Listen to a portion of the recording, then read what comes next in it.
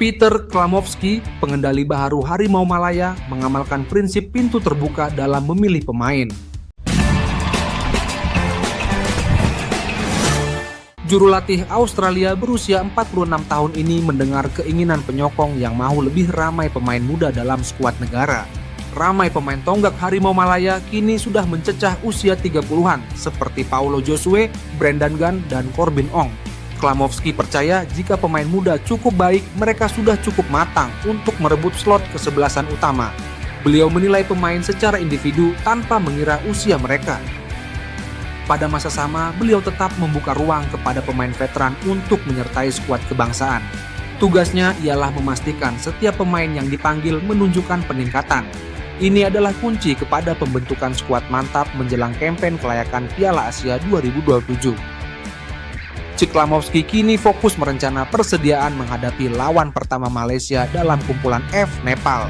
Aksi antarabangsa pertama Klamovski bersama Harimau Malaya bakal berlangsung di Kathmandu, Nepal pada 25 Mac ini. Kejayaan luar biasa Johor Darul Ta'zim terus mencuri tumpuan, mencatat rekor demi rekor dalam Liga Super. Skuad kendalian Hector Bidoglio baru saja mengesahkan kemenangan ke-17 musim ini dengan menundukkan Terengganu 1-0. Kemenangan ini menambah koleksi 8 kemenangan dalam 9 aksi terakhir mereka dalam semua kejohanan. Menurut laman Johor Southern Tigers, JDT kini terus melebarkan rekor hebat dalam saingan Liga Super musim 2024-25. Sejak April 2021, JDT telah merekodkan 78 perlawanan tanpa tewas dalam Liga Super, menunjukkan dominasi mereka yang sukar dicabar. Lebih mengagumkan, mereka juga tidak tewas dalam 70 aksi di tempat lawan sejak Mac 2018. JDT kini berada pada landasan terbaik untuk mengekalkan 4 trofi domestik musim ini, marah ke separuh akhir Piala Malaysia dan mendahului carta Liga.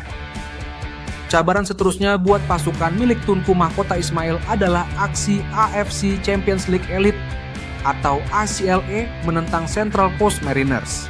Aksi menentang Central Coast Mariners pada 11 Februari nanti bakal menjadi ujian sebenar buat Harimau Selatan. Dengan semangat juang yang tinggi, JDT terus membuktikan mereka adalah kuasa besar dalam bola sepak Malaysia. 4 pemain warisan Malaysia sedang menunggu keputusan penting yang bakal mengubah masa depan mereka. Menteri Dalam Negeri Datuk Seri Saifuddin Nasution Ismail mengumumkan keputusan permohonan mereka akan diketahui dalam tempo sebulan. Proses ini bertujuan menentukan sama ada mereka mempunyai pertalian dengan rakyat Malaysia atau tidak. Jika mereka mempunyai salah silah dengan rakyat Malaysia, permohonan mereka akan diproses di bawah perkara 15 Perlembagaan Persekutuan. Namun, jika tiada pertalian, permohonan akan berada di bawah perkara 19.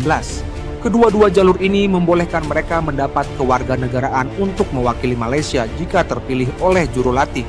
Proses ini boleh diluluskan sepantas 1 bulan atau tidak lebih 12 bulan. Persatuan Bola Sepak Malaysia atau FAM sebelum ini memaklumkan 4 pemain sedang menunggu kelulusan status kerakyatan. 4 lagi pemain kini dalam perjalanan ke Malaysia untuk menyelesaikan proses dokumentasi. Jika semuanya berjalan lancar, 8 pemain ini bakal menambah kekuatan Harimau Malaya menjelang pusingan ketiga kelayakan Piala Asia 2027.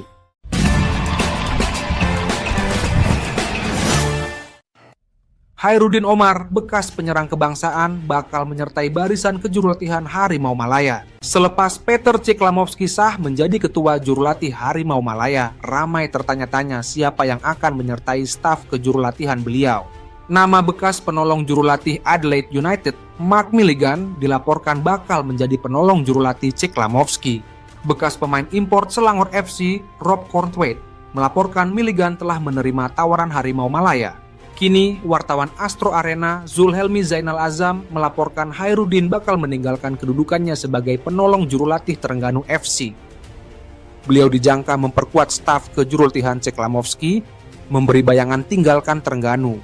Jika ini berlaku, posisi Khairuddin bakal diisi bekas pemain pertahanan PT, Rosdi Talib. Rosdi Talib kini ambil tempat yang ditinggalkan Khairuddin Omar selaku penolong ketua jurulatih Terengganu. Khairuddin pernah beraksi untuk beberapa klub besar dan mewakili Harimau Malaya sebanyak 54 kali di peringkat antara bangsa. Ini bukan kali pertama Hairudin bersama skuad kebangsaan. Beliau pernah menjadi penolong jurulatih skuad Malaysia bawah 17 tahun dari 2017 hingga 2018.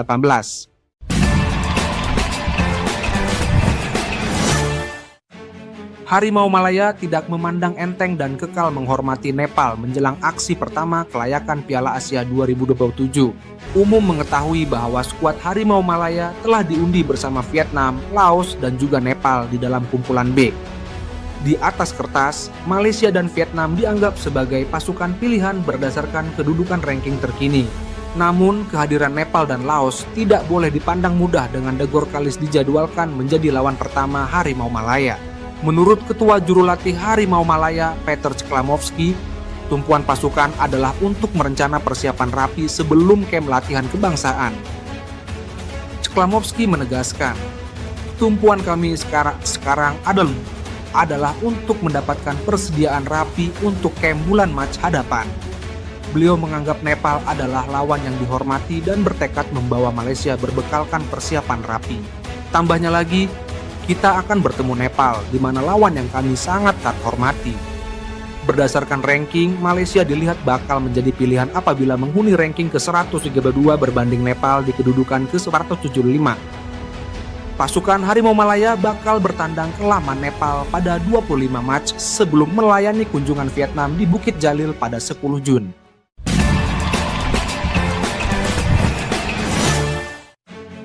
Peter Ceklamovski, pengendali baru Harimau Malaya, berharap semua pihak berpihak pada bumi yang nyata. Dalam satu temu bual bersama FAM, beliau menzahirkan rasa bangga selepas dilantik mengemudi skuad kebangsaan. Peter teruja dan berbangga menjadi ketua jurulatih Harimau Malaya dengan misi membimbing pasukan ke arah lebih baik. Beliau sadar bahwa Malaysia memiliki banyak tugas yang perlu dilakukan untuk mencapai kejayaan. Sasaran awalnya adalah memberikan lebih banyak kejayaan kepada skuad negara dalam segenap cabang. Peter menekankan pentingnya mencipta budaya dan membina bola sepak yang lebih berkembang. Bekas pengendali FC Tokyo ini juga menzahirkan penghargaan atas peluang yang diberikan. Beliau mau menggunakan pengalamannya untuk memimpin proyek diam Tunku Mahkota Ismail dengan cita-cita besar. Peter menekankan pentingnya merendah diri dan bekerja keras satu langkah ke langkah yang lain. Ujian awal Peter dan Harimau Malaya adalah aksi kelayakan Piala Asia 2027 menentang Nepal pada 25 Mac ini. JDT semakin hampir untuk mencipta sejarah dengan menjuarai Liga Super buat kali ke-11 berturut-turut. Kemenangan ke-17 musim ini dicapai apabila JDT menewaskan Terengganu di Gong Badak Sabtu lalu. Gol tunggal oleh Juan Muniz memastikan 3 mata penuh dibawa pulang, mengukuhkan kedudukan JDT di puncak Liga. Selangor, pesaing terdekat, hanya mampu meraih 1 mata selepas diikat Pineng 1-1, menjadikan jurang 13 mata. Dengan hanya 6 perlawanan berbaki, jurang 13 mata ini tampak sukar untuk dikejar oleh Selangor. JDT hanya memerlukan 2 lagi kemenangan untuk memastikan trofi Liga Super kekal di Johor.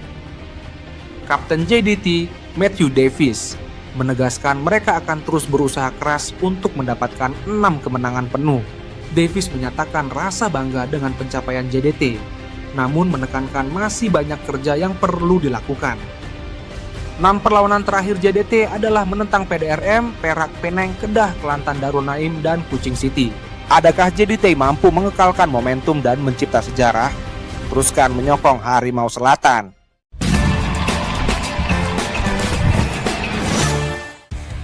Kapten muda Australia Ryan Tighe kini menjadi rebutan 3 negara Australia, China, dan Malaysia.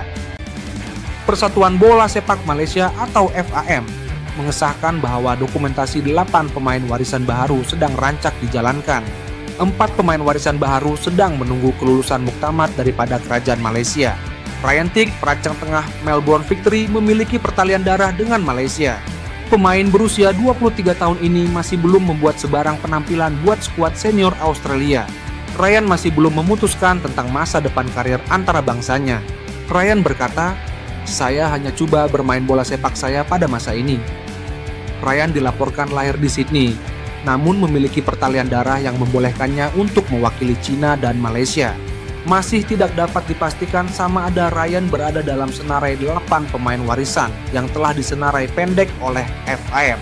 Adakah Ryan Tigg akan memilih untuk mewakili Harimau Malaya? Nantikan perkembangan seterusnya.